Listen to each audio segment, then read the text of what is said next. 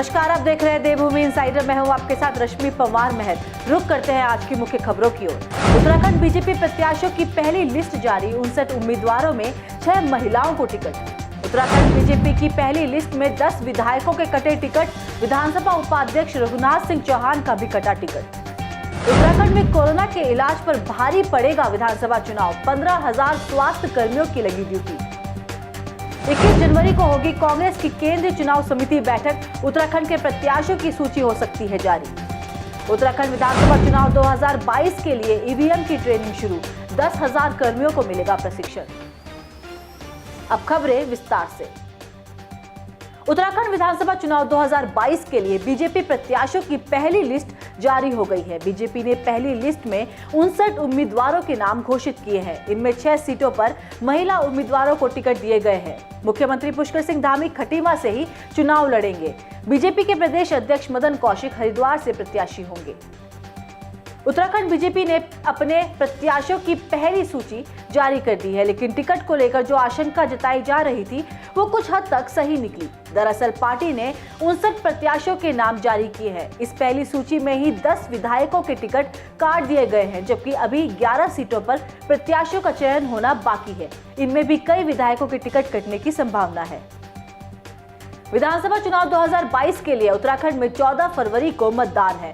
मतदान को सकुशल संपन्न कराने के लिए बड़ी संख्या में कर्मचारियों की जरूरत पड़ेगी, इसलिए हर विभाग से चुनाव में कर्मचारियों की ड्यूटी लग रही है। स्वास्थ्य विभाग के कर्मचारियों की चुनाव में ड्यूटी लगने से दिन ब दिन बढ़ रहे कोरोना को काबू करने में परेशान होने की आशंका है। उत्तराखंड विधानसभा चुनाव को लेकर 21 जनवरी को दिल्ली में कांग्रेस की केंद्रीय चुनाव समिति की बैठक होनी है, जिसको लेकर कांग्रेस नेताओं की नजरें टिकी हुई हैं। हालांकि उम्मीदवारों की सूची कांग्रेस स्क्रीनिंग कमेटी ने सीईसी को पहले ही भेज दी है। ऐसे में शुक्रवार को होने वाली बैठक के बाद कांग्रेस की प्रत्याशियों की सूची जारी होने की उम्मीद है।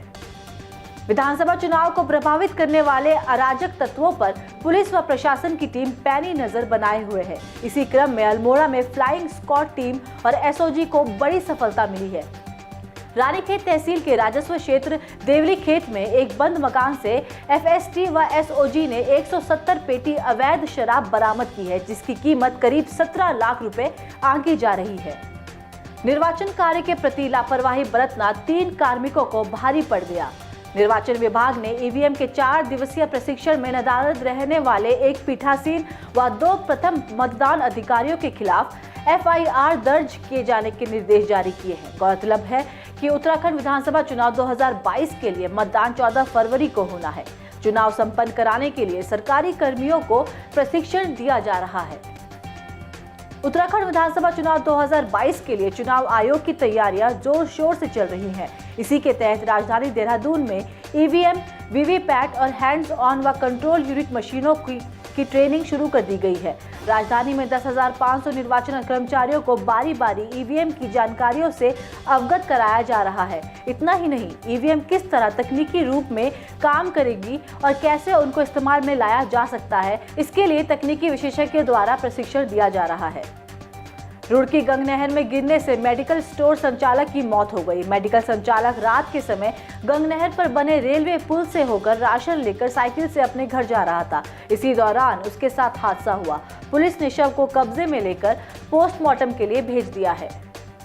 विधानसभा चुनाव के लिए देहरादून में चुनाव आयोग द्वारा करीब 1300 वाहनों का अधिग्रहण किया जाना है। इसके तहत अब तक चुनाव आयोग 500 वाहनों का अधिग्रहण कर चुका है, लेकिन ज्यादातर सिटी वाहन मालिक आसानी से अपने वाहन देने के लिए तैयार नहीं हो रहे हैं। कारण है कि निर्वाचन आयोग द्वारा सिटी बस संचालकों को 1105 रुपए मिल रहे हैं, जो उनके मुताबिक काफी कम है।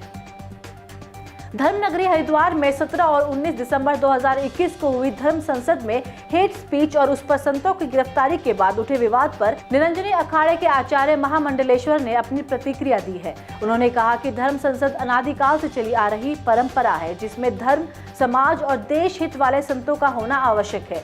जल्द ही वे वरिष्ठ संतों के साथ बैठक कर उक्त मामले पर कोई निर्णय लेंगे। बाकी अपडेट्स के लिए देखते रहिए देवभूमि इनसाइडर। आज ही डाउनलोड करें देवभूमि इनसाइडर ऐप।